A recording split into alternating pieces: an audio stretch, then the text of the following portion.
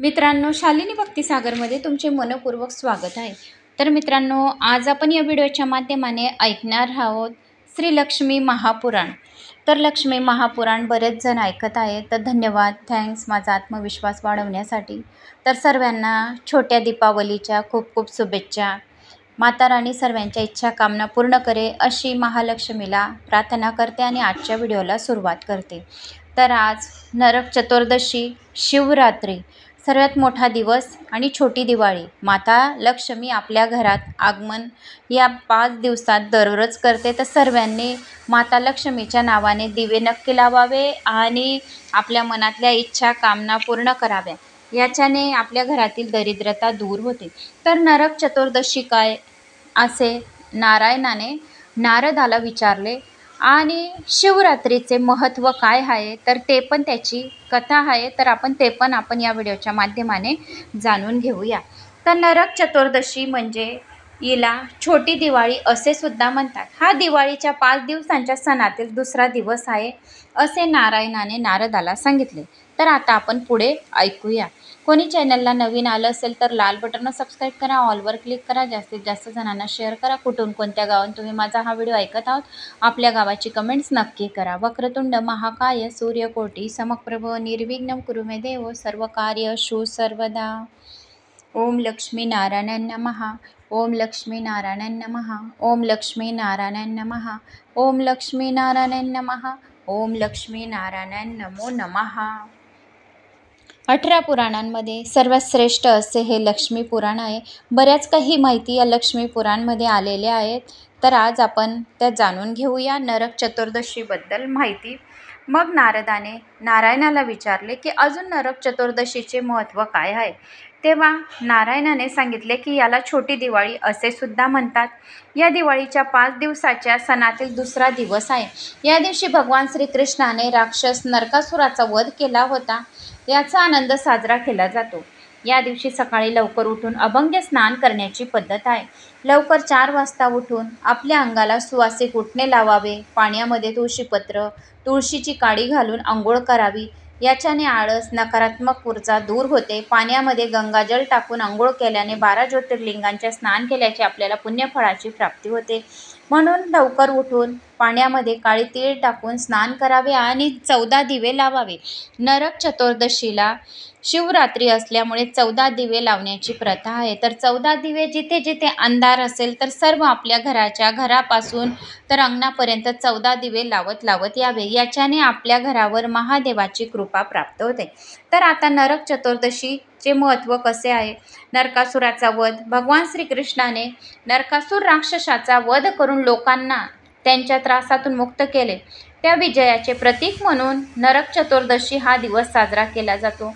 अज्ञान आणि वाईट गोष्टींचा नाश हा दिवस, अज्ञान, आळस आणि वाईट गोष्टींचा नाश करून जीवनात प्रकाश आणण्याचा दिवस आहे असे मानले जाते। यमदूतीचे भय, या दिवशी यमदेवाची पूजा केली जाते, कारण या दिवशी नरकातून दुःखापासून संरक्षण मिळते असे म्हटले जाते। दीपावलीचा दुसरा दिवस नरक चतुर्दशी। हा नरक चतुर्दशी, लक्ष्मीपूजन, पाडवा आणि भाऊबीज या दिवाळीच्या 5 दिवसाच्या सणातील दुसरा दिवस आहे। सण साजरा करण्याची कशी पद्धत आहे, तर या दिवशी अभंग स्नान, सकाळी लवकर उठून विशेषतः सूर्योदयाच्या आधी तेल लावून स्नान केले जाते, अभंग स्नान म्हणतात। हे शरीर आणि मनासाठी फायदेशीर असते। या दिवशी दीपदानाचे महत्त्व आहे। या दिवशी यमदेवाची पूजा केली जाते आणि यमदूतांना प्रकाश देण्यासाठी घराच्या मुख्य दारात किंवा प्रवेशद्वाराजवळ दिवे लावले जातात। दीपांची रोषणाई घराबाहेर पणत्या किंवा इतर दिवे लावून प्रकाश पसरला जातो। श्रीमंती आणि समृद्धी, हा दिवस लक्ष्मीच्या आगमनाचा दिवस म्हणूनही पाहिला जातो। ज्या घरामध्ये आनंद आणि सुख समृद्धी राहते तेथे माता लक्ष्मीचे वास्तव्य असते। श्रीकृष्णाची पूजा या दिवशी केली जाते, त्याच्या कृपा मिळवण्याचा हा दिवस आहे। तर या दिवशी गीतेचा 15वा अध्याय, कृष्ण अष्टक, भगवान श्रीकृष्णाचे 108 नावांनी पूजा केली जाते। नाहीतर या दिवशी ओम नमो भगवते वासुदेवाय नमः या मंत्राचा सुद्धा जप केला जातो। या जपाने आपल्या घरातील सर्व दुःख दारिद्र्य दूर होते, म्हणून या दिवशी भगवान नारायणाचा सुद्धा जप केला जातो, महालक्ष्मीच्या नावाचा जप केला जातो। तर या दिवसाला अतिशय महत्त्व आहे। या दिवशी नरक चतुर्दशीच्या दिवशी भगवान श्रीकृष्णाने नरकासुराचा वध केला आणि कैदीवासातून तुरुंगवासातून लोकांना सोडवले, म्हणून हा दिवस अतिशय महत्त्वाचा मानला जातो.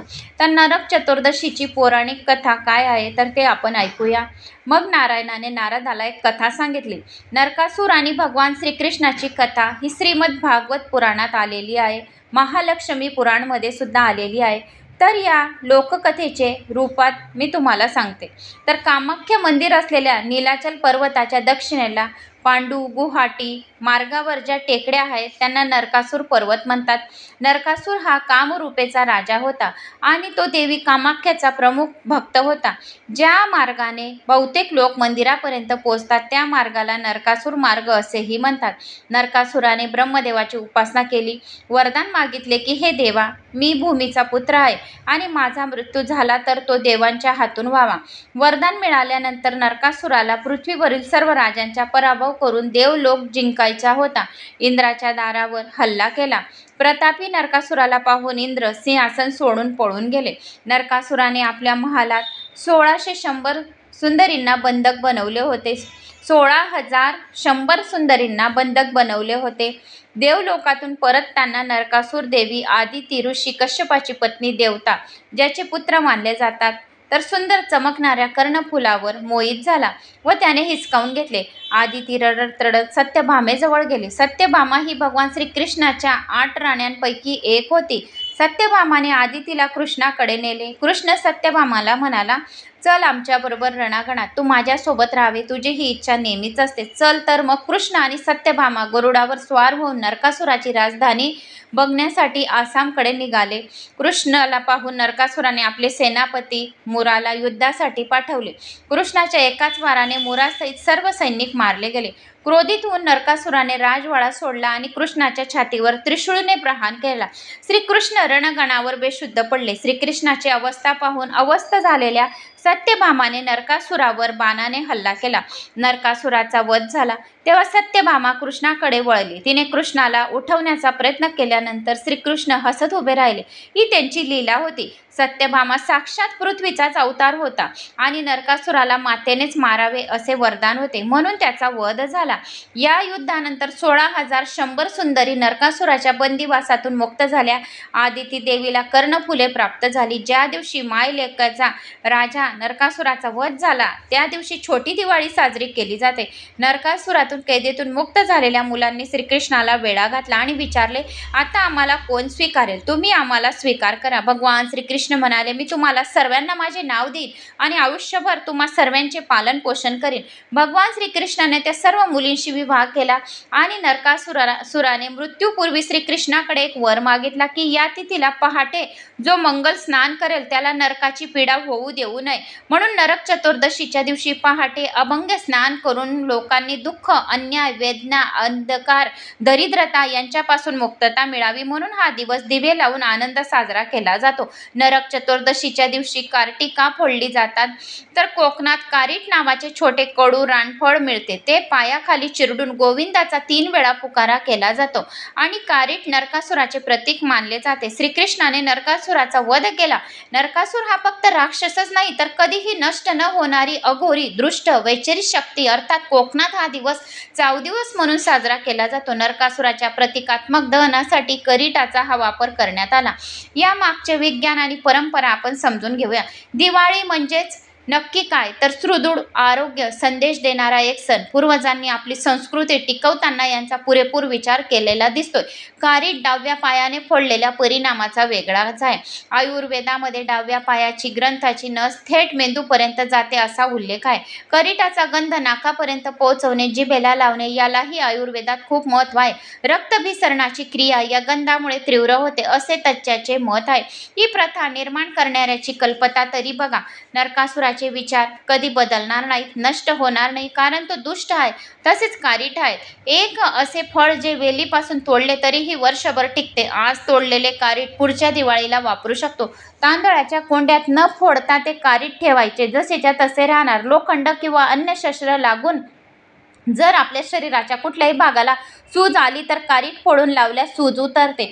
ग्रामीण भागातील शेतकऱ्यांना बहुतेकदा पायाच्या बोटांना नखांना कोर होते तर त्यावेळी बोटाला कारीट लावली जाते.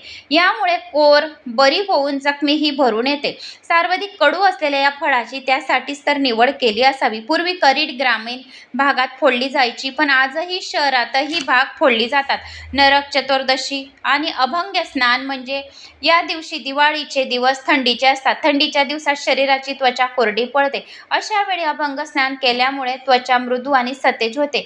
तसेच शरीराचे स्नायू बलवान होतात. त्यामुळे दिवाळीत अभंग स्नान करण्यास सांगितले आहे. या दिवशी अभंग स्नानावर यमासाठी नरकात म्हणजे आधुनिक परिभाषित घरातील स्वच्छतागृहात दीपदान करण्याची प्रथा आहे असे मानतात.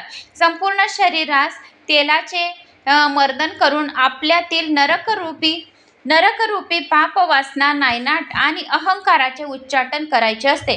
तेव्हाच आपल्या आत्मावरील अहंचा पडदा दूर होऊन आत्मज्योत प्रकाशित होईल असा यामागील संकेत आहे. तर म्हणून या दिवशी नरक चतुर्दशी अशी साजरी केली जाते. मग नारायणाने नारदाला भगवान शंकराची एक कथा सांगितली, शिवरात्रीची कथा. या दिवशी शिवरात्रीची व्रतकथा ऐकायला पण खूप महत्त्व आहे. तर मग नारायणाने नारदाला सांगितली भगवान शिवाची कथा शिवरात्रीची. भगवान शंकराचे गुण फार फार अगम्य आहेत. तो उदार महादेव केवळ भक्तांचा भुकेला आहे. तो त्याची भक्ती करणाऱ्या भक्तांसाठी कुठेही प्रकट होतो. याविषयीची एक कथा आपल्या भक्तांना सांगतात. आणि पूर्वी विमर्शन नावाचा एक राजा होता. तो किरात देशात राज्य करीत होता. राजा अतिशय पराक्रमी आणि शूर होता. अतिशय बलाढ्य शत्रू त्याच्या समोर थरथर कापत असत. कधीही रानात जाऊन मनात येईल तेवढी मनसोक्त शिकार करावी, मद्य आणि मदिराशी यांच्या सहवासात सारी रात्र घालवावी असा त्यांचा नेहमीचा दैनंदिन कार्यक्रम असे. अतिशय सुंदर स्त्री, मग ती कोणत्याही जातीची असो, त्याला ती उपभोगण्यास हवी असे. विमर्शन राजात एक गुण मात्र होता. तो परमभक्त असा शिवभक्त होता. रोज श्री शंकराची तो षोडोपचारे पूजा न चुकता करायचा. त्याच्या पटराणीचे नाव होते कुमुदंती असे होते. ती दिसण्यास अतिशय सुंदर होती, तसेच चतुर होती. पतीवर तिचे अतिशय जीवापाड असे प्रेम होते. राजाही तिला नेहमीच योग्य तो मान देत असे व तिचे मनाने ऐकत असे. असेच एके दिवशी रात्री आपल्या महालात राजा विमर्शन आपल्या राणीसह गप्पा मारीत बसला होता. दोघं गप्पा मारीत होते. एवढ्यात राणीने विचारले, नाथ, मी आपणास एक प्रश्न विचारू का? आपण खरं खरं उत्तर मात्र दिलं पाहिजे. विचारा ना, मी कधी तुझ्याशी खोटं बोलतो का? राजा म्हणाला, तुम्ही भगवान शिवाची नेहमी पूजा करतात. शिवरात्र, सोमवार, प्रदोष हे उपास श्रद्धेने करतात. नित्यनेमाने भजन कीर्तन करून त्या दिवशी जागरण करतात. भक्तिभावाने शिवकथाही ऐकतात. राणीला मध्येच थांबवत राजा तिला म्हणाला, मी पहिल्यापासून शंकराचा भक्त आहे आणि राणी ते तुला चांगले माहीत आहे. पण असे असून सुद्धा तुमच्या हातून रोज अनेक पातकही होतात, हत्या होतात, अधर्म होतो. हे कसं काय बरं? तेव्हा गंभीरपणे राजा विमर्शन म्हणाला, देवी, मला पूर्वजन्माची एक आठवण आहे. मागील जन्मी पंपा नावाच्या नगरात मी कुत्रा होतो. काहीतरी मिळेल या आशेने एका शिव मंदिरात दारात आशेने मी उभा होतो. तो दिवस महाशिवरात्रीचा होता आणि म्हणून तेथे भक्तांकडून अतिशय भक्तीने शंकराची महापूजा चालली होती. मी बारकाईने ती सर्व पूजा पाहिली. तेवढ्यात एका सेवकाने मला पाहिले आणि त्या सेवकाने माझ्या पाठीत जोराने काठी मारली. मी उजवीकडे पळत जाऊन वळून मंदिराला प्रदक्षिणा घालत तसाच पळालो. तसेच पळत पळत येऊन खाण्याच्या लालसेने पुन्हा मंदिरासमोर उभा राहिलो. पुन्हा माझ्या पाठीमध्ये काठी बसली. मी पुन्हा देवळाच्या उजवीकडे पळालो. मंदिराला प्रदक्षिणा घालून आशेने पुढे येऊन उभा राहिलो. अशा नकळत मी प्रदक्षिणा घातल्या. खाण्यास मिळण्याच्या आशात मनातून जात नव्हती. शेवटी दमून धापा टाकत मंदिरासमोर बसलो. कितीही मारले तरी मी जात नाही हे पाहून एका राजसेवकाला राग आला व त्याने मला बाण मारला. बाण वर्मी लागला होता. त्यामुळे शंकराच्या पिंडीकडे बघत बघत मी तेथेच प्राण सोडला. खरे म्हणजे त्या नकळत घडलेल्या पुण्याईने मला आज राजदेह प्राप्त झालाय. परंतु श्वानाचे काही गुण माझ्या शिल्लक राहिले आहे. मला मी जे आता वागतो ते चांगले नाही हे कळत आहे, पण तरीही आपोआप तसे वाईट वर्तन माझ्या घडत आहे. बरे, ते जाऊ दे. मी मागच्या जन्मी कोण होते ते सांगा बरं. राणीने लाडीकपणे राजाला विचारले. तू ना एक पूर्वी कबुतरी होतीस. राणी कुमुदंतीकडे पाहत राजा विमर्शन म्हणाला, असं मग मला हा जन्म कसा मिळाला? तोंडात मांसाचा तुकडा धरून उडत तू चालली होतीस. तेवढ्यात तुझ्या मांसाची अपेक्षा धरून एक ससाना तुझा पाठलाग करू लागला. समोरच शंकराचे एक मंदिर होते. त्या ससाण्याला चुकवण्यासाठी तू देवाळाच्या भोवती उजवीकडून 3 प्रदक्षिणा घातल्या, पण थोड्या वेळात तू पूर्णपणे थकून गेलीस. तुझी ताकद त्याच्या पुढे फार फार कमी पडली आणि ससाण्याने तुझ्यावर एकदम झडप घालून तुला ठार मारले. तुझे मृत कलेवर तेथे शिवमंदिरासमोर पडले आणि त्या पुण्याईने तू या जन्मात राणी झालीस. राजाच्या बोलण्याकडे लक्ष देऊन एकाग्रतेने राणी कुमुदंती सर्व ऐकीत होती. नंतर तिने राजाला विचारले, नाथ, या जन्मानंतर आपल्याला कोणता जन्म मिळेल ते आपण मला सांगू शकाल का? आपल्याला भूत भविष्य सर्व ज्ञात आहे म्हणून विचारत आहे. ए सुंदरी, मी पुढील जन्म पुन्हा मानव योनीत जन्म घेऊन सिंधू देशाचा राजा होणार आहे. तू सुद्धा मानव योनीतच जन्म घेणार आहेस आणि जया नावाची राजकन्या होणार आहेस आणि त्या जन्मात सुद्धा आपल्या दोघांचा विवाह होईल. या जन्मानंतर मी सौराष्ट्रात जन्म घेईन आणि तू कलिंग देशात जन्म घेऊन मलाच आपला पती म्हणून पुन्हा एकदा माळ घालशील. चौथ्या जन्मात मी गांधार देशात जन्म घेईन, तू मगध देशात जन्म घेशील आणि त्याही वेळेस माझ्या तुझा विवाह होईल. पण 5व्या जन्मात मी अवंतीचा राजा होईल आणि तू दार्श राजाची कन्या होईल, माझी प्रिय पत्नी होशील. 6व्या जन्मात अनाधिपती होईल आणि तू ययाती राजाची अतिशय सुंदर गुणवान मुलगी म्हणून जन्म घेशील. त्या जन्मात सुद्धा आपला विवाह होईल. 7व्या जन्मात मी पांड्य राजा होईन, तू पदम राजकन्या वसुमती होशील आणि माझी सहचरणी होशील. त्या जन्मात मी अपार अशी कीर्ती संपादन करीन. मी पराक्रमाने धर्म वाढवीन, बलाढ्य अशा शत्रूचा पराभव करेन, नियमित शिवभजनात रंगून जाईल. मला वार्धक्य प्राप्त झाल्यानंतर वानप्रस्थाश्रम स्वीकार करून पुत्राला राज्य देईन.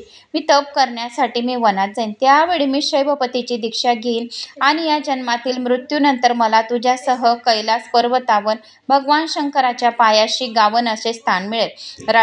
राणीने राजाला सांगत हे सर्व ऐकून फार आनंद झाला आणि तिने शंकराला मनोभावे नमस्कार केला.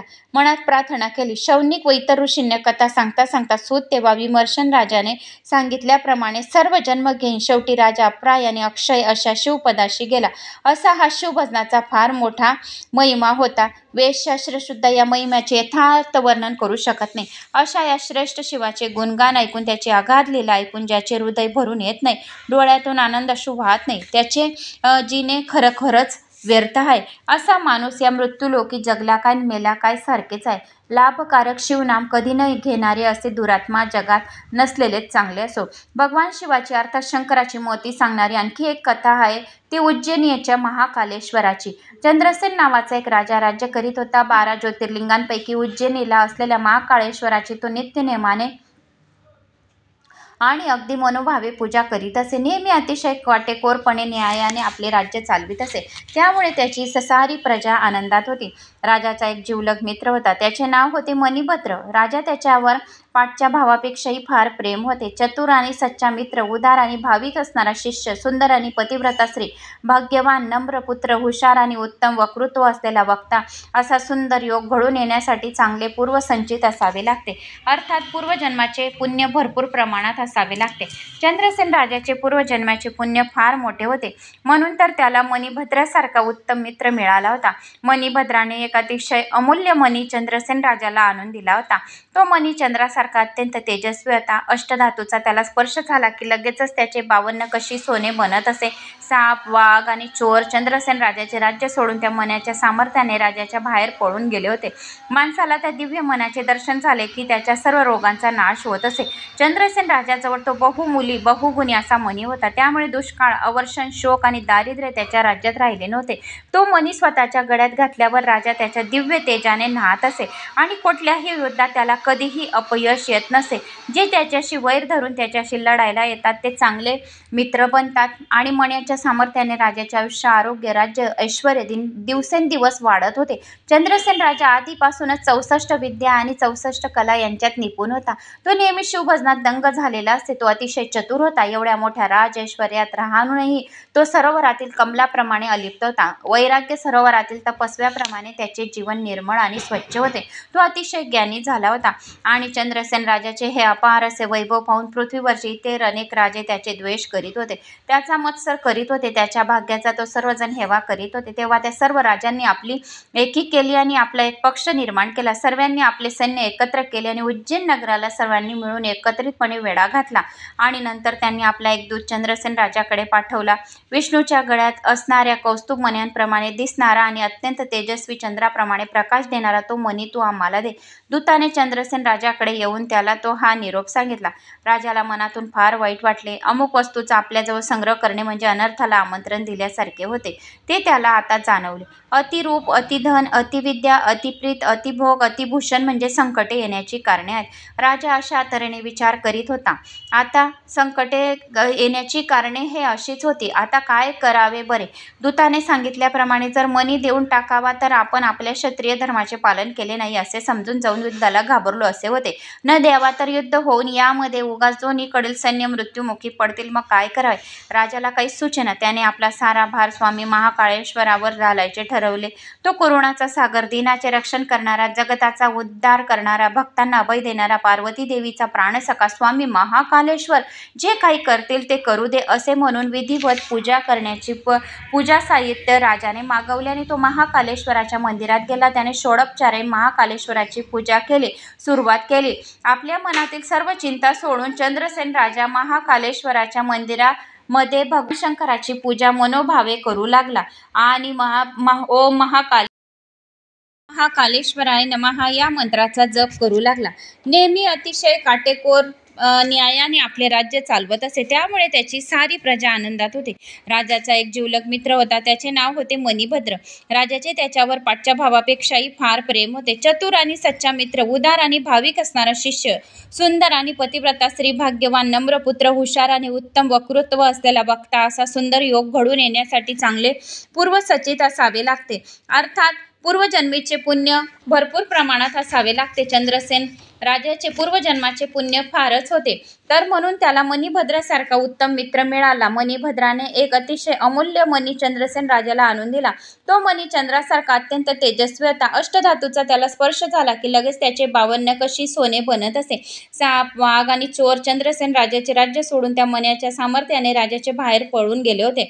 माणसाला त्या दिव्य मण्याचे दर्शन झाले की त्याचे सर्व रोगांचा नाश होत असे. चंद्रसेन राजाजवळ तो बहुमूल्य बहुगुणी असा मणी होता. त्यामुळे दुष्काळ, अवर्षण, शोक आणि दारिद्र्य त्याच्या राज्यात राहिले नव्हते. तो मणी स्वतःच्या गळ्यात घातल्यानंतर राजा त्याच्या दिव्य तेजाने न्हात असे आणि कुठल्याही युद्धात त्याला कधीही अपयश येत नसे. जे त्याच्याशी वैर धरून त्याच्याशी लढायला येतात तेच चांगले मित्र बनत असतात. मण्याच्या सामर्थ्याने राजाचे आयुष्य, आरोग्य, राज्य आणि ऐश्वर दिवसेंदिवस वाढत चालले होते. चंद्रसेन राजा आधीपासूनच 64 विद्या आणि कला यांच्यात निपुण झालेला होता. तो नेहमी शिवभजनात दंग झाला असे. तो अतिशय चतुर. एवढ्या राज ऐश्वर्यात राहूनही तो सरोवरातील कमलाप्रमाणे अलिप्त होता.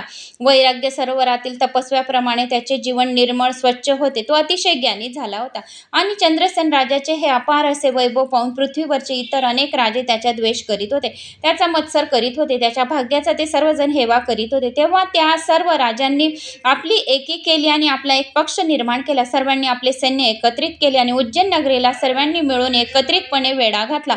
नंतर त्यांनी एक दूत चंद्रसेन राजाकडे धाडला. विष्णूच्या गळ्यात असणाऱ्या कौस्तुभ मण्याप्रमाणे दिसणारे आणि अत्यंत तेजस्वी चंद्राप्रमाणे प्रकाश देणारा तो मणी तू आम्हाला दे. दूताने चंद्रसेन राजाकडे येऊन त्याला हा निरोप सांगितला. राजाला मनातून फार वाईट वाटले. अमुक वस्तूंचा आपल्याजवळ संग्रह करणे म्हणजे अनर्थाला आमंत्रणच दिल्यासारखे होते, ते त्याला आता जाणवले. अतिरूप, अतिधन, अतिविद्या, अतिप्रीती, अतिभोग, अतिभूषण म्हणजे संकट येण्याची कारणे आहेत. राजा अशा तऱ्हेने विचार करीत होता. आता काय बरे करावे? दूताने सांगितल्याप्रमाणे जर मणी देऊन टाकावा तर आपण आपल्या क्षत्रिय धर्माचे पालन केले नाही असे समजले जाऊन युद्धाला घाबरलो असे होते. न द्यावा तर युद्ध होऊन यामध्ये उगाच दोन्हीकडून सैन्य मृत्युमुखी पडतात. मग काय करावे हे राजाला सुचेना. शेवटी त्याने आपला सारा भार स्वामी महाकाळेश्वरवर घालण्याचे त्याने ठरवले. तो करुणाचा सागर, दीनाचा रक्षण करणारा, जगताचा उद्धार करणारा, भक्तांना अभय देणारा, पार्वती देवीचा प्राणसखा स्वामी महाकालेश्वर जे काय करतील ते करू दे असे म्हणून त्याने विधिवत पूजा करण्यासाठी पूजा साहित्य मागवले आणि तो महाकालेश्वराच्या मंदिरात येऊन गेला. त्याने षोडोपचारे पूजा करायला सुरुवात केली आणि आपल्या मनातील सर्व चिंता सोडून चंद्रसेन राजा महाकालेश्वराच्या मंदिरामध्ये भगवान शंकराची पूजा मनोभावे करू लागला. इकडे त्याच्या प्रधानांनी आपल्या सैन्याला राज्याला वेढा घातला. राज्याशी सैन्याशी युद्ध करण्याला हुकूम दिला. हर हर महादेव अशी गर्जना करत युद्धाला सुरुवात झाली. दोघांच्या सैन्यात घनघोर युद्ध सुरू झाले. भयंकर धडधडणाऱ्या तोफांचा आवाज, एकमेकांशी भिडणाऱ्या तलवारींचा खणखणाट, रणभूमीत सर्वत्र धावणाऱ्या घोड्यांचा टापांचा आवाज सर्व वातावरणात भरला होता. राजा चंद्रसेन मात्र महाकालेश्वराच्या मंदिरात शंकराचे ध्यान करीत बसला होता. महाकालेश्वरावर त्याचा पूर्ण विश्वास होता. देवळाच्या दारात मंगलवाद्य वाजित होती. अनेक नागरिक राजाची पूजा बघत मंदिरासमोर उभे होते. तेथेच मंदिराच्या एका कोपऱ्यात गवळी वाड्यातील एक तरुण विधवा स्त्री आपल्या लहान 6 वर्षाच्या मुलाला कडेवर घेऊन पूजा करत बघत उभी राहिली होती. तिच्या कडेवरचा छोटा मुलगा राजाकडे सारखा टक लावून पाहत होता. जरा वेळ थांबून घरी काम पडले असल्याने ती गोप स्त्री आपल्या घरी आली. मुलाला खेळायला घराबाहेर सोडून ती घरातले काम भराभरा आटपू लागली. खेळणाऱ्या बाळाने शंकराच्या लिंगासारखा दिसणारा एक दगड शोधला. मातीचा डीग करून त्यावर त्याने तो दगड शिवप्रतिमा म्हणून स्थापना केली. बिचारा तेथे एकटाच खेळत होता. लहान लहान दगड त्याने वेचून आणून जवळ ठेवले आणि राजाप्रमाणे पद्मासन घालून त्याच्या समोर बसला. राजा कशी पूजा करीत होता ते नीट आठवून तो पूजा करू लागला. त्याच्याजवळ पूजेसाठी लागणारे धूप, दीप, नैवेद्य, पंचामृत यापैकी काहीच नव्हते. त्याऐवजी छोटे छोटे दगड स्थापले. शिवलिंगाला पाहत होता. शेजारीच गवतात उगवलेली रानटी फुले आणून त्याने शंकराला वाहिली. मंत्र, ध्यान, आसन यापैकी त्याला काहीच ठाऊक नव्हते. पण ती जी शंकराची पूजा करीत होता तो अगदी मनापासून करीत होता. शेवटी डोळे झाकून त्याने ध्यान सुरू केले. हर साम सदाशिवाय नमः, हर साम सदाशिवाय नमः असा जप त्याने तोंडाने सुरू केला. इकडे त्याच्या आईचा स्वयंपाक करून तयार झाला होता. ती आता त्याला जेवायला हाक मारित होती. पण हा बाळ शंकराचे स्मरण करण्यात अगदी दंग झाला होता. त्याला आईने मारलेली हाक ऐकूच आली नाही. तेव्हा ती गोपस्त्री रागारागाने घराबाहेर आली. बघते तो काय आपल्या बाळ मातीच्या ढिगासमोर हात जोडून बसला आहे. बाळा, तू ह्या काय नवीन खूळ काढले आहेस आज? चल पाहू आधी जेवायला, मला दुसरी खूप कामे आहेत, चल उठ. पण बाळ आपल्या बसल्या जागेवरून हलला नाही. तेव्हा त्या स्त्रीला खूप राग आला व तिने त्याची मांडलेली पूजा उधळून टाकली. त्याला 2 रट्टे दिले. केस धरून त्याचे डोके हलवत ती म्हणाली, ए वेड्या, आता आधी चल पाहू घरात. बाळाने डोळे उघडून समोर पाहिले. आपल्या समोरची आपण केलेली पूजा पूर्णपणे उधळली गेली हे लक्षात येताच त्याला फार दुःख झाले. त्यामुळे तो बेशुद्ध झालाय. सारे बाळाचे ढोंग आहे असे आईला वाटले. त्यामुळे त्याच्याकडे लक्ष न देता त्याला शिव्या देत ती घरात गेली. जेवण घेतले आणि फाटकी गोधडी पांघरून गवतावर बिछाण्यावर झोपून गेली. इकडे आपण मांडलेली पूजा उधळल्यावर बाळ शंकराच्या नावाचा अधिक जप करीत करीत रडत होता. त्याच्या मनातील निष्पाप निर्मळ भक्ती पाहून भगवान शंकर त्याच्यावर प्रसन्न झाले. त्याबरोबर ज्या गवताच्या झोपडीत तो बसला होता ती झोपडी सोन्याची, रत्नांची, महालांची बनून गेली होती. जगमगत होती. मंदिराला असलेली 4ही दारे सोन्यांची झालेली होती आता आणि त्याच्यावर अप्रतिम अशी रत्नांची कलाकुसार केलेली होती. मध्ये स्फटिकांचे शुभ्र लिंग शिवलिंग स्थापन झालेले होते आणि चंद्रापेक्षा सुद्धा त्याचे तेज जास्त दिसत होते. बाळाने डोळे उघडून पाहिले. त्याला त्याच्या समोर सुवर्णांच्या तबकात पूजेची जयंत तयारी करून ठेवली होती. हा चमत्कार पाहून बाळ आनंदाने नाचू लागला.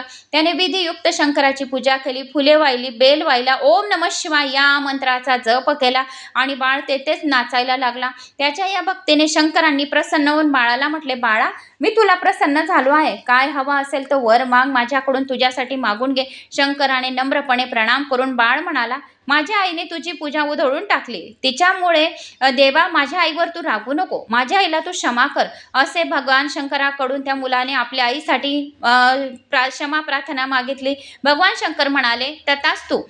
तर तुझ्या आईला मी क्षमा केले. पण देवा जरा थांब, मी आईला तुझ्या दर्शनासाठी घेऊन येतो. असे म्हणून बाळ आपल्या झोपडीकडे पळाला. पण आता त्याचे वर त्यालाच ओळखू, त्याचे घर त्यालाच ओळखू आले नाही. अगदी एखाद्या श्रीमंताच्या मालासारखे त्याचे घर सुंदर सजले होते. एक अतिशय सुंदर सुशोभित मंचकावर शांतपणे त्याची आई झोपली होती. बाळाने आईला उठवले. ती गोपस्त्री जागी होऊन पाहते तर काय तिला आश्चर्य वाटले.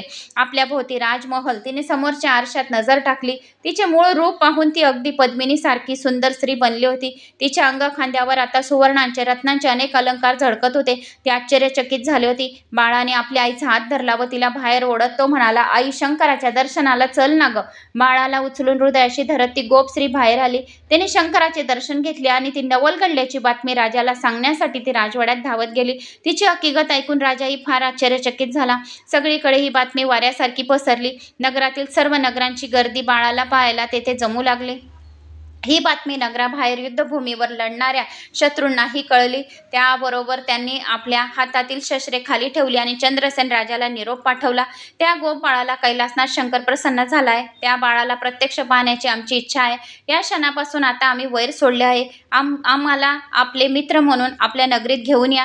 राजा चंद्रसेनाला त्याच्या विरोधी लढणाऱ्या राजाचा हा निरोप समजला आणि स्वामी महाकालेश्वराने आपले एक फार मोठे संकट निवारण केले याची त्याला जाणीव झाली. कैलासनाथाला मनोभावे प्रणाम करून राजा चंद्रसेन प्रधानांबरोबर सर्व राजांचे स्वागत करायला राजधानी असलेल्या नगराच्या वेशी बाहेर आला. सर्वांचे क्षेमकुशल विचारून त्या सर्वांचा यथायोग्य सन्मान करून मोठ्या आदराने त्याच्यासह राजाने मंगलवाद्याच्या गजराव नगरात प्रवेश केला.